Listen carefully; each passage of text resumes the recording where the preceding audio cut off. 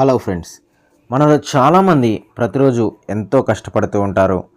ప్రతిరోజు ఆఫీస్కి వెళ్తూ బాస్తో తిట్లు తింటూ ఉంటారు. పగలంతా ఎంతో కష్టపడి సాయంత్రానికి అలసిపోయి ఇంటికి వస్తుంటారు. ఇలా కష్టపడి పనిచేసే వారికంటే తక్కువ కష్టపడేవారు ఎక్కువ సంపాదిస్తున్నారు. నిజానికి దేవుడు ఎవరిని పేదవాడిగా పుట్టించలేదు. మన ఆలోచన విధానాలే మనల్ని పేదరికంలో ఉంచుతున్నాయి. ధనవంతులు తమ విజయ రహస్యాలను ఎప్పుడూ బయటపెట్టరు. అయితే ఈ వీడియోలో ధనవంతులు ఎవ్వరికీ చెప్పని 5 విజయ రహస్యాలను తెలుసుకోబోతున్నాం. వీడియో అనేది చాలా ఇంట్రెస్టింగ్గా ఉంటుంది. సో దట్ వీడియోని ఎండ్ వరకు చూడండి, ఎక్కడా స్కిప్ చేయకుండా.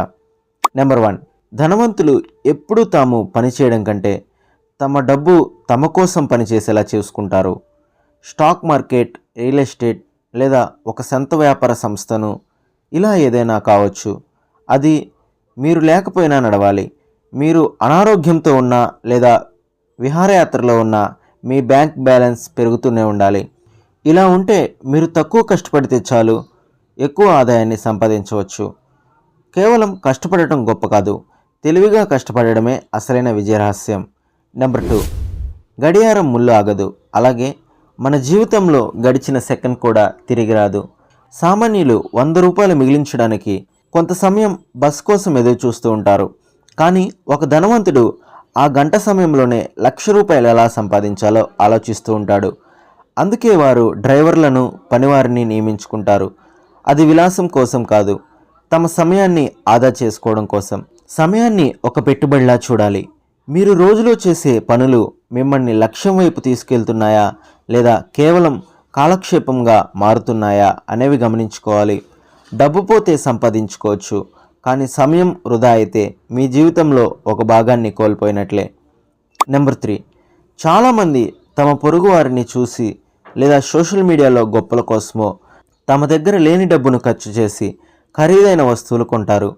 దీనివల్ల వారు ఈఎంఐల ఊబిలో కూరుకుపోతూ ఉంటారు. మీ ఆదాయం కంటే మీ ఖర్చు తక్కువగా ఉండాలి. ధనవంతులు ముందుగా అసెట్స్ కొంటారు, అంటే డబ్బు తెచ్చేవి. ఆ తర్వాత ఆ ఆదాయంతో లగ్జరీస్ కొంటారు. ఉదాహరణకు, ఒక ఇల్లు కొని దాన్ని అద్దెకు ఇవ్వడం ఆస్తి. అదే ఇల్లు కొని అందులో ఉంటూ ప్రతి నెల మెయింటెనెన్స్ కట్టడం బాధ్యత. మీ జేబులోకి డబ్బు తెచ్చే వాటిపై పెట్టుబడి పెట్టండి, డబ్బు తీసే వాటిని వాయిదా వేయండి. ఇదే అసలైన ఆర్థిక రహస్యం.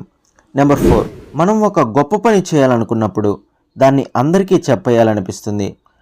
మన ప్లాన్స్ బయటకు చెప్పినప్పుడు మన మెదడులో డోపమిన్ అనే రసాయనం విడుదలవుతుంది. దీనివల్ల పని పూర్తి కాకముందే మనం ఏదో సాధించినట్లు తప్పుడు సంతృప్తి కలుగుతుంది. ఫలితంగా ఆ పని మీద శ్రద్ధ తగ్గుతుంది. అలాగే మీరు ఎదుగుతుంటే చూసి ఓర్వలేని వారు మీ దారిలో అడ్డంకులు సృష్టించవచ్చు. అందుకే మీ విజయం శబ్దం చేయాలి తప్ప మీ మాటలు కాదు. నిశ్శబ్దంగా మీ పని మీరు చేసుకుంటూ వెళ్ళండి. మీ గెలుపునే మీ ప్రపంచానికి తెలిసేలా చేయండి, మీ ప్రయత్నాన్ని కాదు.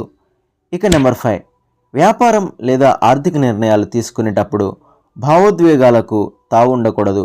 చాలామంది మంచితనం అనే ముసుగులో తప్పుడు నిర్ణయాలు తీసుకొని నష్టపోతూ ఉంటారు. ఎవరికైనా అప్పు ఇచ్చి తిరిగి అడగకపోవడం, బంధువుల కోసం వ్యాపారంలో రాజీ పడడం వంటివి మిమ్మల్ని పేదరికంలోనే ఉంచుతాయి.